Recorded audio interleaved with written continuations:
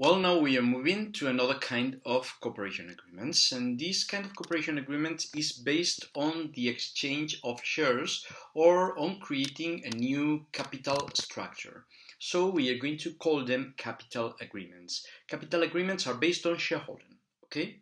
Well, the one of the possibilities is the exchange of participations. One company decides to get shares, or decides not get shares on and of another company, and it gets shares of the first one. Sometimes it's not bi-directional. Sometimes it's just one of the companies which gets shares of another. Okay, but normally it's bi-directional. And normally this is done in order to reinforce a previous alliance.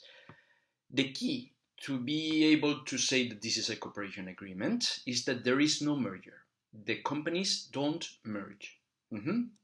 So company A gets shares of company B. Company B gets some shares of company A. This also normally means that company A puts some directors in the board of directors of company B and vice versa. Okay, so companies are tied because they are inside the main government organs of the other company. Okay. The example I give you about this is Renault-Nissan-Mitsubishi Alliance, originally Renault-Nissan's Alliance. It was originally established in 1999 between Renault and Nissan, okay, and it included Mitsubishi in 2017. Currently, Renault has got 43.4% of the shares of Nissan, okay, which is a lot, okay, and Nissan has got a 15% of the shares of Renault, but in fact, this 15% haven't got voting rights, okay, so the 43.4% of the shares of Nissan are full shares with full voting rights, and the other 15 is not, okay. Well, in fact, it's a funny situation because these two companies have been cooperating since that moment, have had the same president and the same CEO. And the previous one, do you remember Carlos Ghosn?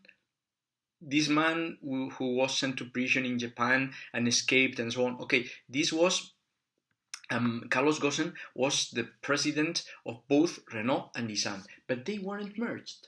They were independent companies. This alliance is the most stable alliance in the automotive industry. And in fact, some other companies have tried to create the same alliance.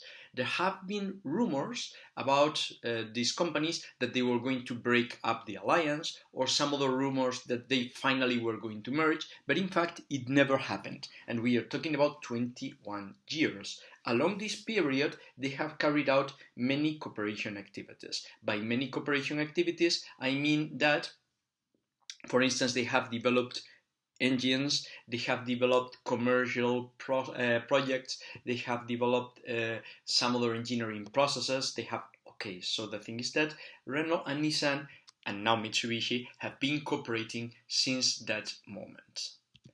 Another kind of capital agreement is the joint venture. A joint venture is an agreement through which two or more companies, we are going to call parent companies, create another one called joint venture, okay, which is an independent firm, in order to develop cooperation activities through that joint venture. So the parent companies create the joint venture, and through that joint venture, they develop these common cooperation agreements. This joint venture has legal personality because it's an independent firm. It has got its own resources. Well, normally, at least at the beginning, some of these resources come from the parent firm. Okay. Afterwards, it's typical that the joint venture company gets additional resources in the market and so on. But at the beginning, okay, these resources may come from the parent firm. And also the joint venture has got independent goals. Independent goals. The parent firms share these risks, share the risk of this cooperation, okay, through creating this joint venture. And they also put these resources I told you in the cooperation.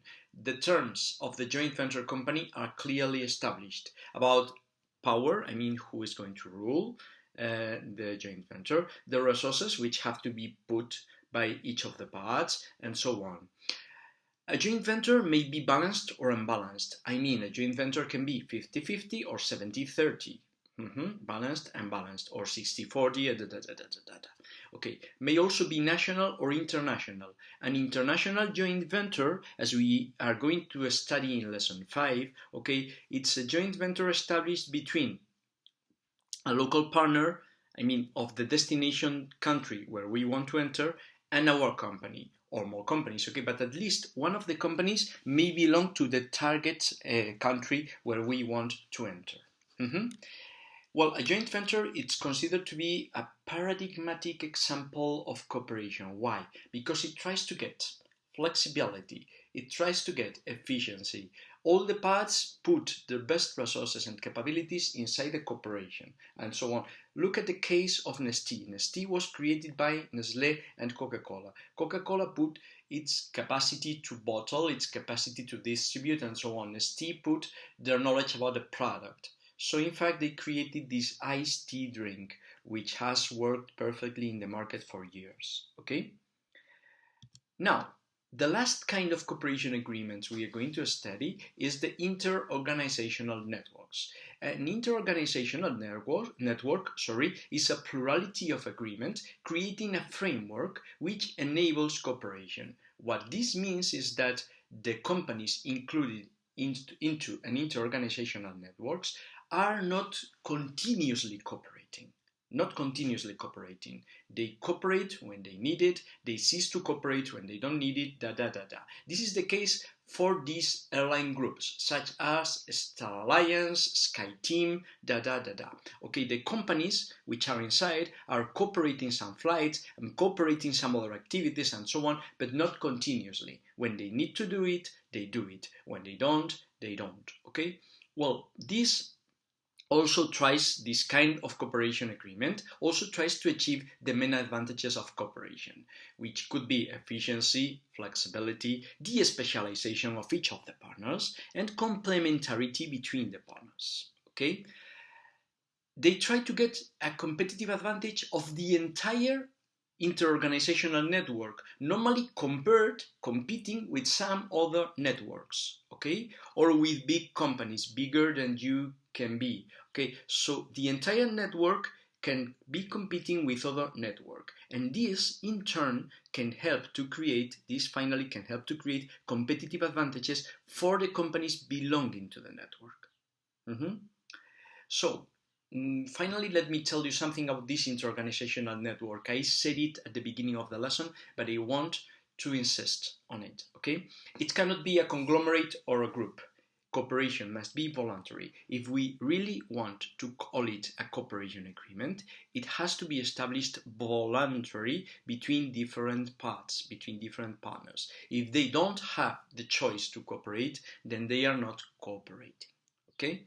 So, now we are leaving some mystery for the end, and the last part will be about the management of cooperation agreements. So let's wait for it.